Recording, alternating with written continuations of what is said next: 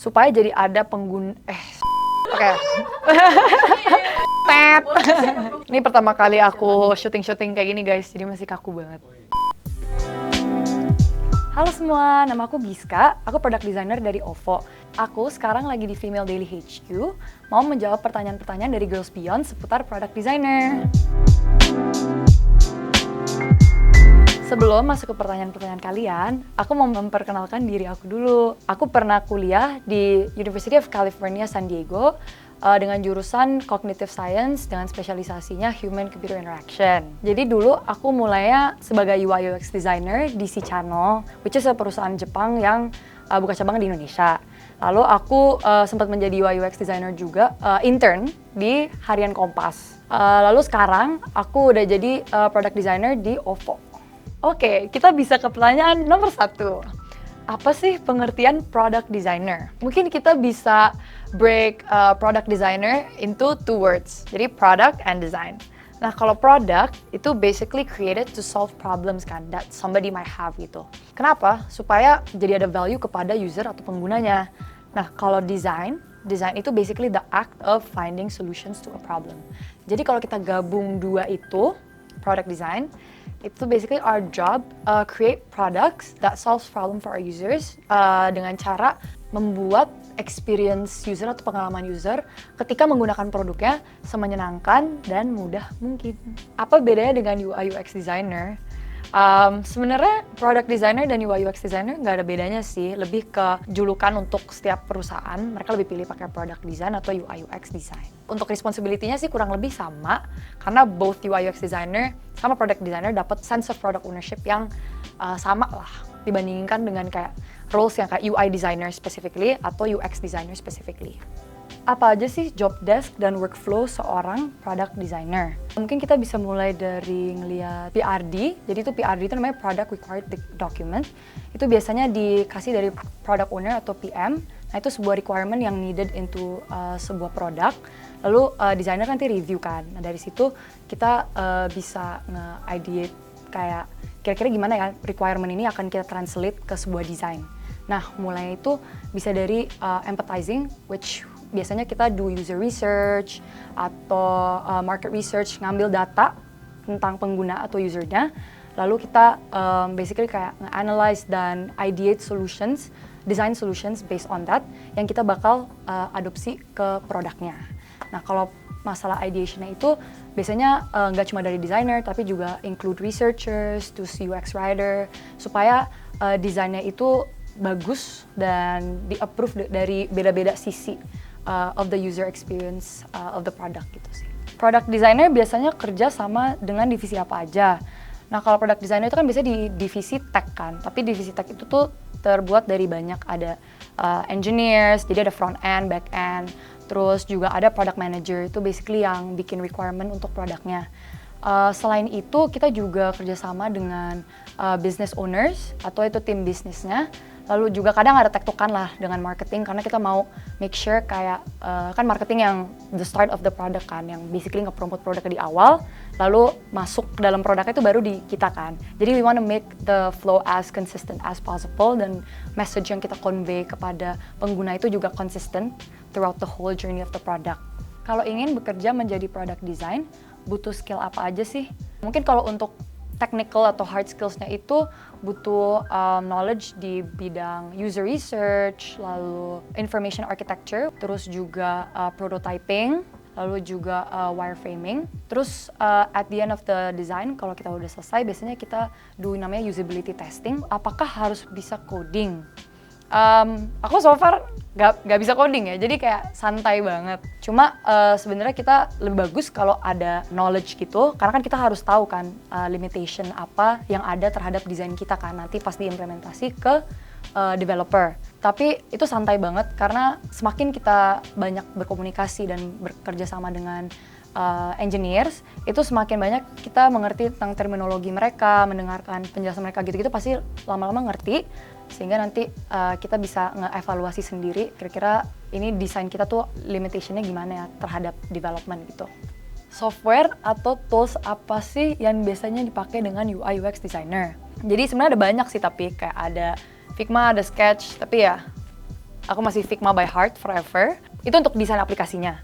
Nah, untuk ngebikin kayak misalnya ideation, pas lagi ideation sama tim-tim lain kayak marketing atau misalnya UX writer, researcher atau PM, itu biasanya kita pakai namanya Miro karena mereka ada banyak template-template untuk kayak mapping apa sih ya ideation gitulah, kolaborasi gitu. Terus kita juga pakai namanya Jira atau Confluence, itu basically untuk baca PRD yang tadi yang product requirement document, sama Slack itu untuk media komunikasi antara coworkers di sana. Kesulitan paling umum yang biasa ditemui UI UX designer. Wah, ini bring back war flashbacks nih kayaknya. Biasanya kan kita tuh sebagai UI UX designer itu jobnya untuk advocate for our users kan. Jadi kita pasti mau prioritasin kebutuhan dan pain point user-user kita. Tapi sementara ada musuh bebuyutan kita, nggak terlalu musuh, tapi biasanya dari business ownersnya, mereka kan pasti mikirin kayak profit, mereka mau reach as much, misalnya dari metrics yang mereka lagi inilah kejar gitu kan. Nah kadang kebutuhan dari bisnis, dari kebutuhan dari user itu tuh mismatch gitu. Aku ya pernah ngerasain mau bikin fitur, adalah nggak boleh sebut merek, ada fitur yang basically fiturnya ini bisa dibilang nggak cocok untuk user-user Indonesia gitu kan, based on our research ya. Nah tapi kalau dalam segi bisnis, mungkin fitur ini bisa membantu, mungkin lebih profitable lah dan bantu reach metrics ya. Tapi sebenarnya itu ya hal-hal yang kita harus kayak fight for sih, supaya produk kita tuh ke-cater untuk spesifik target consumer atau user yang kita lagi designing for. Nah itu banyak sering terjadi sih so far selama aku kerja di bidang UI UX. Semakin banyak kita experience hal-hal kayak gini dan berkomunikasi dengan different teams, pastinya lebih gampang juga, dan bukan lebih gampang ya, tapi lebih lancar lah untuk kita kedepannya face problems that are similar to this sih. Untuk kesulitan kedua, sebenarnya dari desain tuh emang ada musuh bebuyutan ya, yang namanya engineer atau specifically front end developer. Karena kan basically kalau kita lagi handover desain ke mereka, kita tuh basically kayak nge-review kan apa aja desain yang bisa dan capable dalam segi engineering. Nah kebetulan banyak lah, ada tembok lah di sana kayak clash gitu. Karena kan kita mau make sure kayak desain kita as ideal for our users kan. Cuma kadang dari engineering mungkin nggak bisa implementasi itu, which is very understandable. Cuma biasanya kesulitannya sering banget datang dari sana. Karena ya itu desain-desain yang kita udah seneng banget dan kita udah do research on gitu-gitu emang nggak bisa di-implement, dan that's understandable and that's part of the process of being a UI UX designer sih. Kalau mau jadi product designer, biasanya kuliah jurusan apa? Sebenarnya kalau UI UX itu bisa dibilang bidang paling fleksibel lah. Aku bisa ngelihat orang misalnya UX writer sekolahnya marketing atau HI. Even kayak aku aja, aku dari jurusan yang agak lebih ke psikologi. Tapi coworker aku juga banyak yang dari teknik informasi atau kayak fasilkom gitu lah, kayak computer science. Nah sebenarnya kenapa kayak gitu? Karena UI UX design tuh sangat luas lah, dan bisa dibilang bidang yang lumayan gampang untuk diperkenalkan ke different jurusan, karena kan we're dealing with people ya. Jadi since we're people juga, kayak it's easier for us untuk kayak misalnya do our job kalau kita emang bisa kayak empathize with our specific target users gitu-gitu.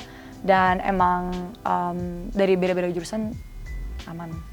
Aman nggak sih kalau career switch dari jurusan atau industri lain?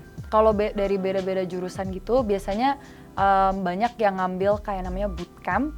Kayak itu tuh basically training online, ada yang online dan offline juga. Itu tuh untuk melatih kayak skills di specific skill di UX design atau UI-nya, atau even kayak writing. Itu juga banyak, atau even kayak aku personally, aku belum belajar tentang UI UX specifically ya di kuliah. Jadi aku belum pernah ada experience atau pelajaran yang formal gitu kan. Aku tuh biasanya baca-baca artikel kayak dari Medium atau nonton video YouTube supaya lebih tahu banyak lah, dan juga latihan. Ada banyak kayak program-program latihan yang kayak 30-day UX challenge gitu, dimana kayak selama 30 hari kita latihan aja ngedesain suatu aplikasi atau produk gitu sih. Jadi kita mau ke pertanyaan terakhir akhirnya. Sebelum masuk ke pertanyaan terakhir, kita punya tambahan lagi. Ada lagi nih dari tim kita. Jadi Kak Giska ini pilih 5 pertanyaan tambahan. Oke. Jadi ambil 5 kertas Oke. untuk nanti dijawab. Sekarang nih. Yes. Oke. 1, 2. Ngumpet-ngumpet ya. Iya, betul. Oke. Kira-kira, waduh, ditanyainnya nih. Kira-kira gaji per bulan product designer bisa untuk beli berapa tiket 3-day pass music festival di Indonesia? Harganya berapa sih biasanya? Sebenarnya untuk gaji product designer ya, setahu aku tuh emang very diverse gitu, tergantung industri apa yang kita kerja gitu kan, dan perusahaannya seperti apa. Cuma sebenarnya kalau rata-rata mungkin 7 sampai 10 kalau hoki. Boleh ceritain nggak struggles menjadi salah satu woman in tech di Indonesia? Sebenarnya bukan ke apa ya struggle, tapi mungkin what I'm hoping for ke depannya. Kalau sekarang itu banyak julukan yang kayak oh woman empowerment, yang kayak oh girls we can do it too gitu kan. Tapi kalau menurut aku sebenarnya message kayak gitu tuh memberi notion bahwa tech itu tuh tempat untuk laki-laki. Padahal sebenarnya tuh ya bukan, obviously gitu kan.